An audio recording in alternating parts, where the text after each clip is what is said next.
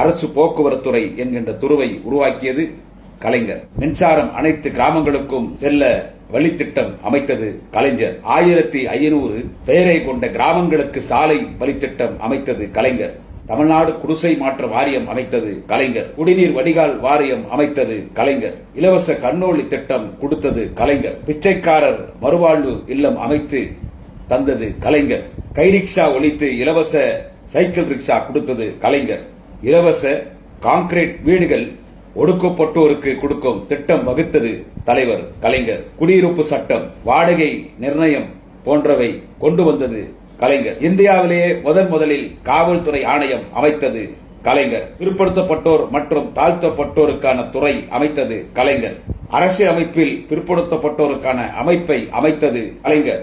அரசியலமைப்பில் இடஒதுக்கீட்டு PC 31%, SC 18% உயர்த்தியது கலைஞர். +2 வரை இலவச கல்வி உருவாக்கியது கலைஞர். May 1 சம்பளத்துடன் கூடிய பொது விடுமுறை அறிவித்தது கலைஞர். வாழ்ந்த மாமனிதர் நபிகள் நாயகத்தின் பிறந்த நாளை விடுமுறையாய் அறிவித்தது கலைஞர். முதல் விவசாய கல்லூரி கோவையிலே உருவாக்கியது கலைஞர்.